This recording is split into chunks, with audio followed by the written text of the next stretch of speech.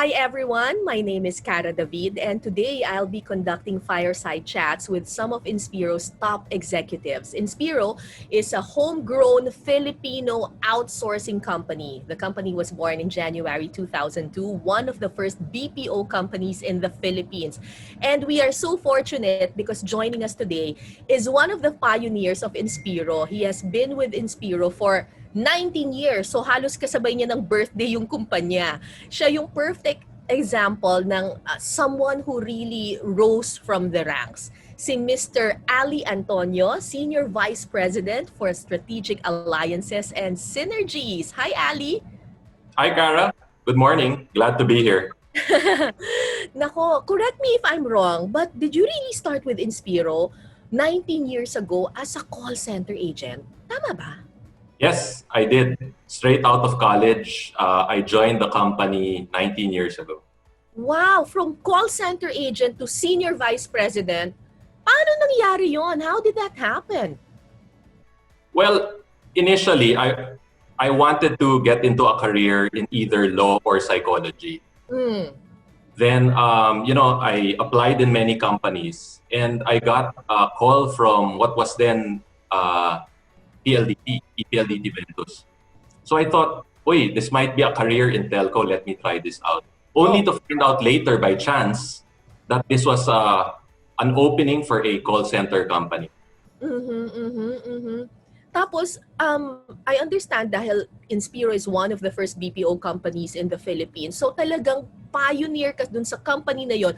Pioneering din yung industry that you're getting yourself into.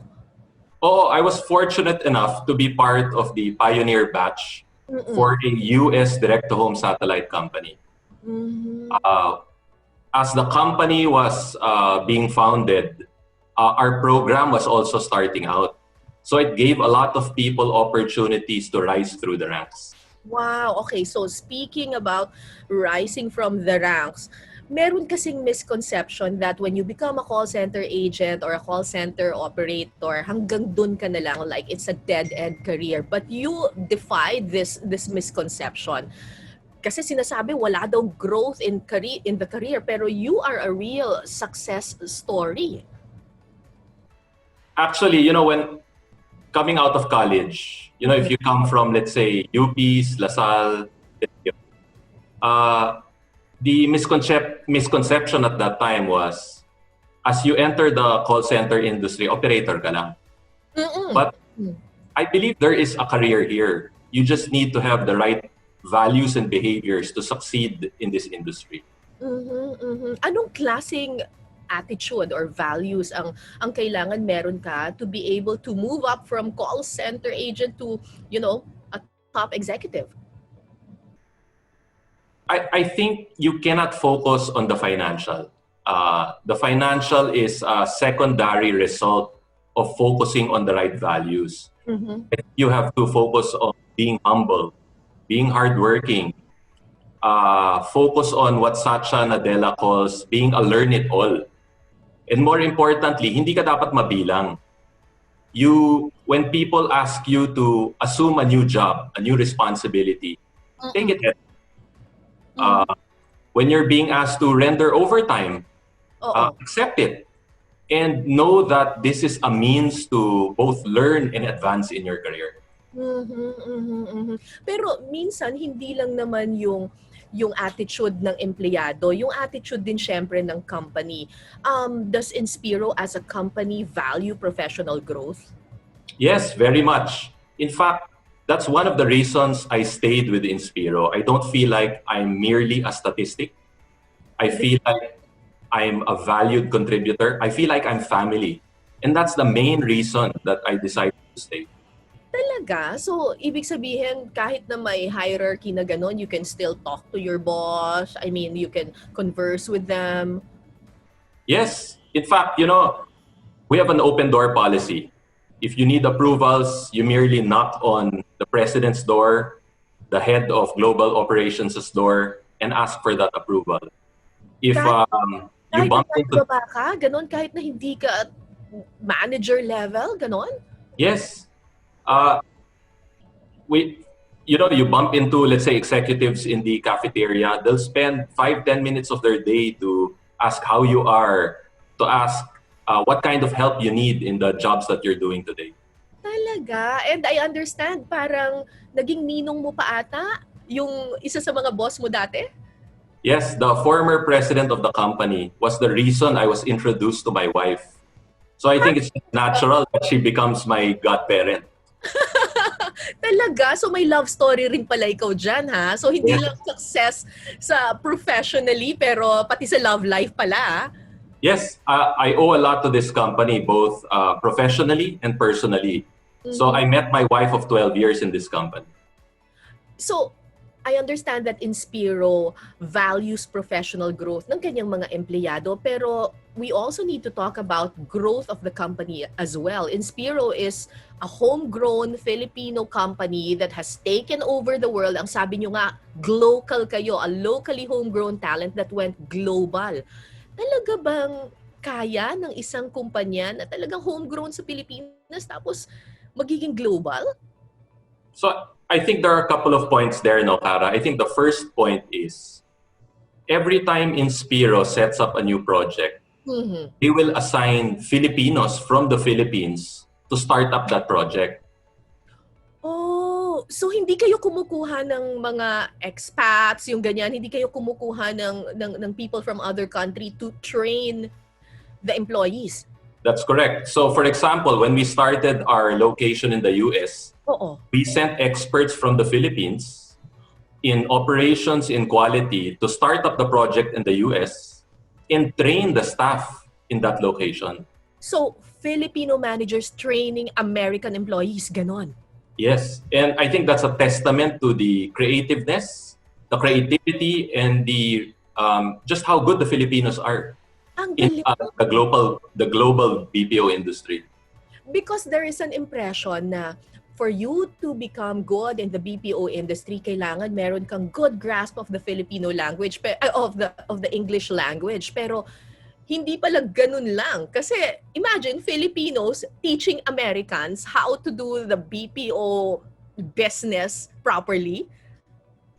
I think, in my opinion, the Filipino is the standard of the global BPO executive. Really? Why is that? What sets us apart? To your point, I think it's partly the command of the English language. That's first. But we do have a lot of Filipino core values that you cannot directly translate into the English language. Values like malasakit, bayanihan.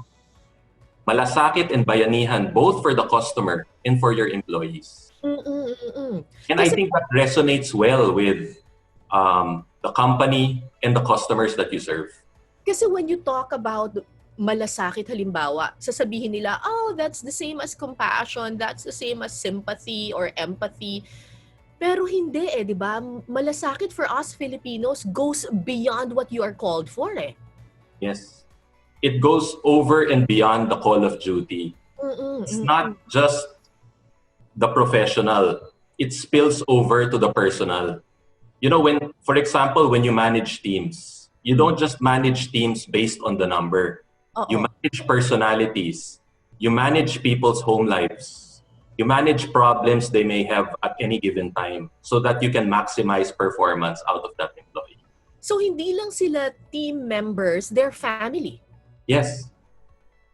Pero hindi ba mahirap yon that now that you're already this big, baka mawala yung intimacy? Siyempre, ang hirap naman na ganun kalaki yung family mo. Definitely. It gets a little harder as you grow. Right now, we have 12,000 employees. It's not as easy when you have 100 employees 19 years back. Correct. Ways to do it. There's Zoom. Zoom can accommodate 500 people at any given time. Yeah. Just to cite an example, last night, I had a sort of seminar, a town hall meeting with 200 of our key executives in the company. And in the middle of that, after planning for the second half of the year, we did an exercise or an activity called Name That Tune. Yeah? Yeah. Bakit? So you marry both the professional and the personal, and it also gives an opportunity for some of our leaders to connect with our senior leaders in the company.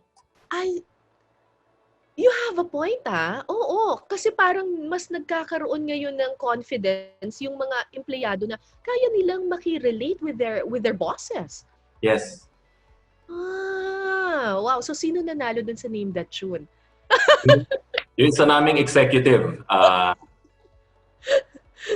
Wow. So, kasi 'di ba parang bago 'yan, parang laging iniisip ng mga tao that if you want to succeed in business, you have to be super strict and super professional lang, ganyan. Hindi dapat nagmi-mix yung professional and personal. But for Inspiro, kailangan merong touch of personal pa rin. Yes, may human touch. By human touch. Okay. Now let's talk about the other core value, which is bayanihan. Some people will just translate it to teamwork. Yes. What is the difference? I think bayanihan to me and to the employees in Inspiro is when there's no public transportation Mm. and you have to walk 3 or 4 kilometers to get to the office and support your clients, you do that. Mm-hmm. And when you get to the office, you don't complain, put a smile in your face, and do the best you can in what you do. So, kumbaga, minsan pag teamwork, sasabihin lang you're just doing your part, di ba? Pero bayanihan is thinking you are part of a bigger community or a bigger family. Exactly. Oo. So, And, saluhan. Kung kunyari, someone falls, saluhin mo. and if you don't have that sense of bayanihan, there are limits to what you can do. You encounter 1 or 2 challenges, you give up. But because you are advocating a higher cause, you go over and beyond what you can do in the hopes of supporting the community. So itong dalawang core values na ito, these are the core values na dapat ingrained in every Inspiro employee.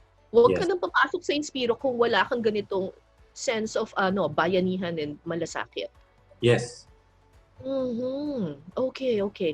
Now, from call center agent to SVP for Strategic Alliances and Synergies, I understand you deal not only with your fellow BPO employees here in the Philippines, but you also deal with potential clients and employees abroad. Tama ba? Yes. So I work with our shareholders in Japan, as well as our potential clients and existing clients in that region as well, in the hopes of bringing business to the Philippines and our other global locations. Nako, sa Japan, di nagsasalita ka ng Nihongo. Or nag-aral ka pa ng Nihongo.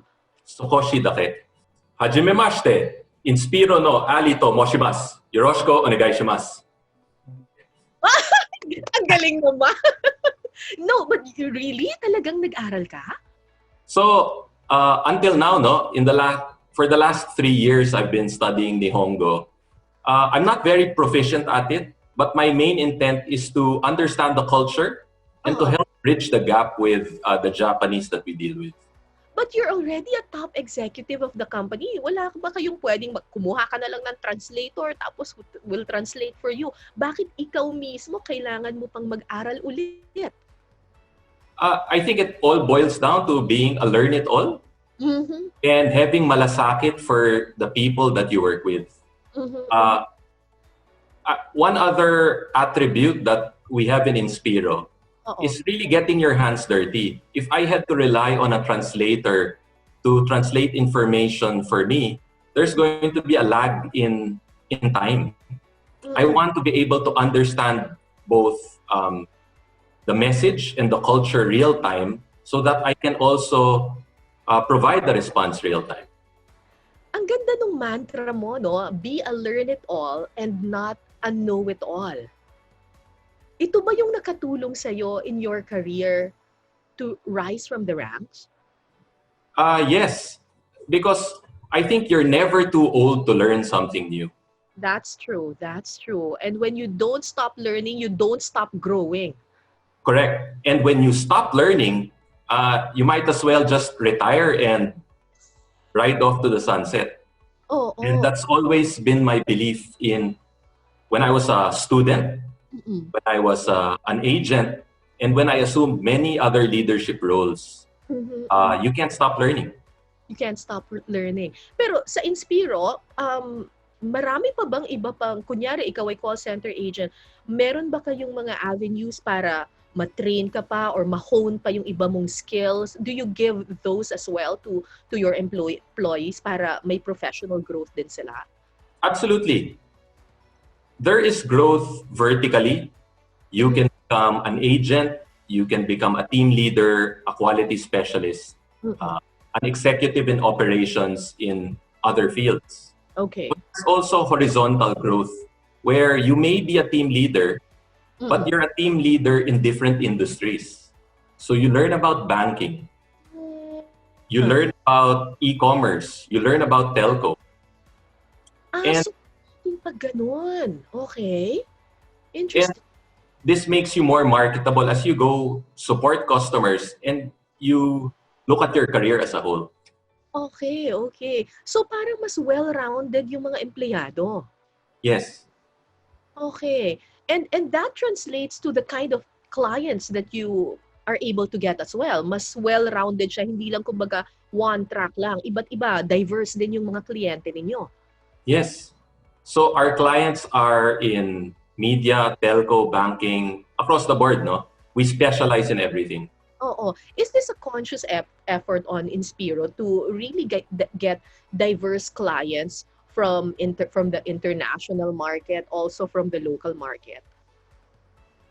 I think the conscious effort on our part is to find a client that shares our values. And when you find a client that shares your values, then you can have a client that you can support in the long run, right? If you're after just revenues in the business, oftentimes that becomes a very short relationship for these clients. Iba ba ang brand of Inspiro when it comes to relating with their clients? Kasi sabi mo kanina, may ibang klaseng touch ang Filipino BPO company compared to other BPO companies, di ba? So, pagdating sa relationship ninyo with your clients, iba rin ba? The things we hear from our clients verbatim is that, number one, we always exceed expectations. And it goes back to bayanihan. They also say they feel like they're the most important client. They feel that there is always customer intimacy. And that goes back to malasakit, I think. Customer intimacy. So parang talagang kung ano man ang gusto nila talagang ibibigay. Yes. And one other differentiator of Inspiro that I think supports this fact is a lot of our executives have been with our company for the last 12 to 15 years. Is that so? Yes, and that's very uncommon in the Philippine BPO industry. Oftentimes, you have people, they're in a company for 3 years. Then another BPO company offers them a minimal, let's say, 3,000 peso increase. Lipat ka agad. Yes, lipat ka agad. Dito, our executives and leaders have stayed. And what happens when you do that is you have mastery of the product and the client. That's true. And you also build a long relationship with the client where you understand particular nuances that allows you to better support that client. Like in your case, so galing ka talaga from call center agent, so ibig sabihin dinaanan mo lahat, hindi ka nila pwedeng lukohin. Kasi alam mo yung operation from way down there up to the very top. In my humble opinion, I think that's what helped me in my career as a sales executive, because I speak from an area of experience where I can talk about operations from my experience as an operations executive. It's not a sales pitch. Kasi talagang naranasan mo, you've experienced it firsthand. Yes. Okay. So you mentioned a while ago na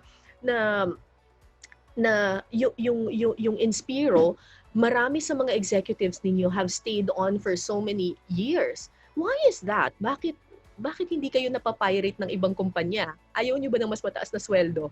Well, lahat naman tayo, di ba, gusto ng mas mataas na sweldo. Yeah. But it goes back to feeling like your family and being an important contributor in the company. Not being a statistic. And a lot of our executives feel that way, that we're able to contribute both to the bottom and top line of the company and also contribute to the culture of the company. And importante yon para importante yon na yung boss mo alam mong nanggaling doon sa pinanggalingan mo, gives them a lot of inspiration. I hope so, yes.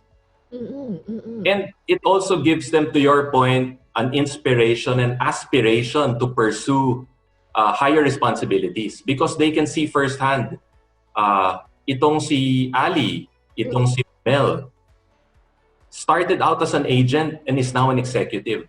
So in a few years, if I do the work, if I focus on the right values, I too can be the next Ali, Romel, or executive in Inspiro. Wow! Pero you have to have the right attitude. Yes, definitely. So, kunyari, mga fresh graduates natin, gusto nilang mag-apply sa Inspiro. What do they need to have to be able to get into the company? So the first advice I would give is focus on the right behaviors and everything else will naturally follow. Hindi skills? Talaga? Hindi skills, hindi knowledge, hindi good school, ganyan? Skills can be taught, right? And I've even seen people from tier 2 or tier 3 schools, but are also succeeding as key executives of the company today because they have the right values. On the flip side, I've seen people from tier 1 schools with all the right skills. But today, they're still team leaders. Talaga? Because they don't have the right values. They focused on the wrong things. Kasi skills can be taught, but values have to be lived. Yes. Oo. Kailangan talagang ingrained in yun in yourself. Yes. And this is maybe a conversation for another fireside chat, no? But I think it goes back to also upbringing. Bakit? If your parents ingrained the right values, if you were taught the right way, it translates into how you deal with other people and ultimately how you end up as a professional in your professional life. And ultimately, we just go back to the core value of what being a Filipino is. Kasi yun tayo malasakit din bayanihan You just have to tap into that. Yes. Oo. And I think with the brain drain in the Philippines, no, a lot of people wanting to go abroad. And I have nothing against people pursuing their dreams in another country. But I also value even more the people that stay here and give back and showcase what the Filipino is capable of. Okay. So Ali, you deal with employees pero you also deal with clients. We've covered the employee part. Kung kunyari isang kliyente, possible client of Inspiro, anong klaseng relationship ang may expect nila from the company? Well, they can expect a relationship where they will get the best results, where the company, Inspiro, will exceed expectations, but also a partner for life. A partner for life. Partner for life, someone that you can call 24/7 with any of your problems, someone who will be there for you, not just when the times are good, but even in the crisis situations. So hindi lang transactional yung relationship. Yes. Almost family, I would say. Almost family. And speaking of family, alam mo, may nabalitaan akong chismis dyan sa loob ng kumpanya ninyo Madalas ka daw biruin kasi heartthrob ka daw pala sa Inspiro. Parang Captain Ri ata ang tawag sa'yo dyan. Ganun ba? Mas... Hindi ko alam kung totoo yan. Are you the kind of boss na very accessible and pwedeng biruin? Absolutely. But, I'll go back to Captain Reno. I'm more of a PSJ fan, Cara. Nako, Taiwan class ka pala. Yes, Itaewon class. She was pretty. Fight for my way. What's wrong with Secretary Kim? Yes. Oh my gosh! Love na kita! Diba? Grabe! So, ano yan? Talaga bang K-drama fan ka or talagang ginagawa mo rin ito kasi para mas madaling makarelate with your employees? No, it's I find it very refreshing. Really? I find it it allows me to decompress during my off days. In fact, right now I'm watching Life of the Married. Hoy, ano daw yung Life of the Married? Nakaka-stress daw yan para sa mga married couples. Yun ang realization ko, I'm supposed to do this to reduce my stress. Nung pinapanood ko, lalo ako nasa stress eh. Nako. So you're the kind of boss na cool, accessible, pwedeng biruin, pero so hindi ka strict and disciplinarian? I'm fair. Okay, you're very fair. So, if you do well, I compliment you in public. Mm-hmm. If there are opportunities, I give feedback in private. Mm-mm. And you're the kind of boss who will learn with all of us. You will learn with the employees. Hindi lang ikaw yung magtuturo, you learn as well. Absolutely. In fact, when I take Japanese classes, for example, Oo. I do it with some of our staff. Really? Yes. Bakit? If you want to learn, you don't choose who you're with. And you also need to show them that you are willing to do the work to excel in life and in your career. Nako. Parang ang sarap tuloy magtrabaho sa kumpanya ninyo, no? Ang gwapo na ng boss mo, marunong pa naman manood ng K-drama, tapos cool pa. Tara, Kara, join us. Nako, Ali, thank you very much. It's been a pleasure chatting with you and meron akong bagong natutunan ngayon. Be a learn-it-all, not a know-it-all. Walang isang taong may monopolyo sa idea. So, kailangan lagi tayong matututo. You are a real success story, an Inspiro success story. Sana marami ka pang ma-inspire sa iyong kwento. Thank you, Kara. Likewise, my pleasure to speak to you today. Maraming salamat, Captain Sir Ali. PhD na lang. Thank you, Kara. Thank you.